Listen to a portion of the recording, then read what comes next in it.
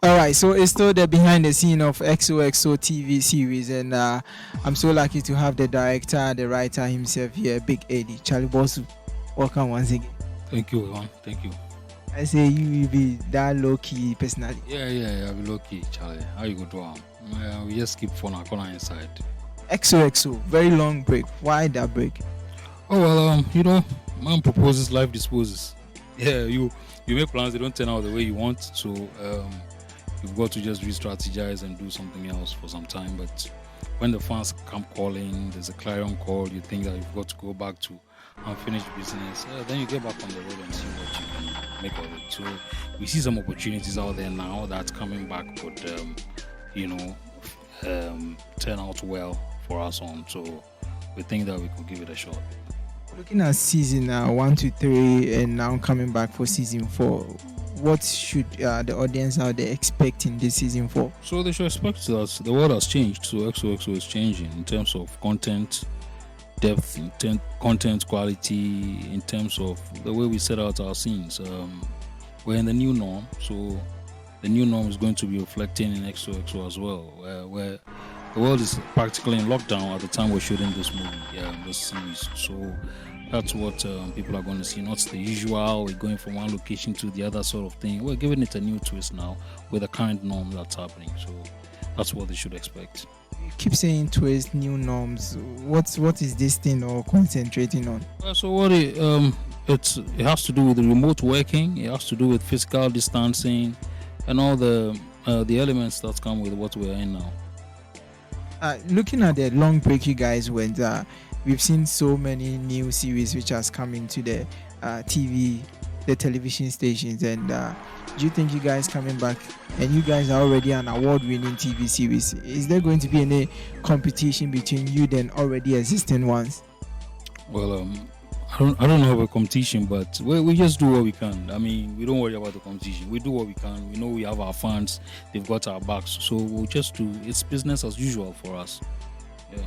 Okay. You are known to be one of the best writers when it comes to TV series in Ghana.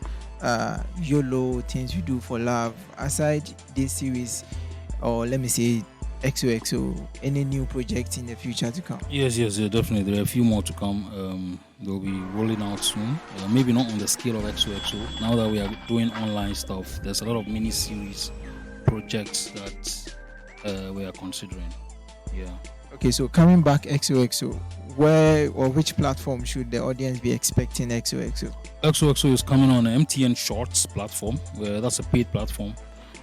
So we need our subscribers to log in and be able to access the content, and then AMGO as well. We have a deal with AMGO for our content. They're interested in XOXO as well. So yes, those are some of the platforms that we'll be putting out there. There's a couple more to come. We haven't sealed the deals yet, but hopefully there'll be a couple more along the way. So at least for those in Ghana, they can access it through MTN Shorts.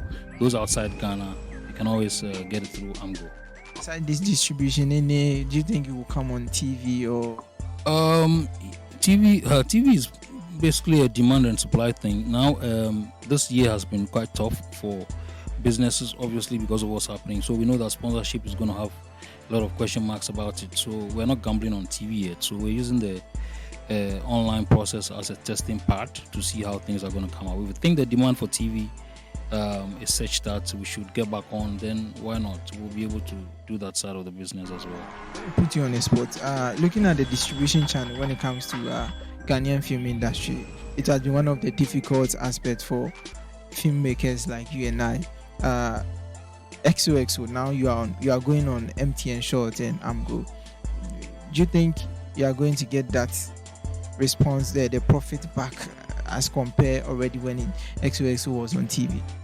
Well, I think business has to do with projections. You'll be surprised that the digital market is the new thing, and it could probably even do better than TV, because there you get to own the space and you call your shots. You're not buying airtime and all that. So what you have to focus on is the promotion, the publicity.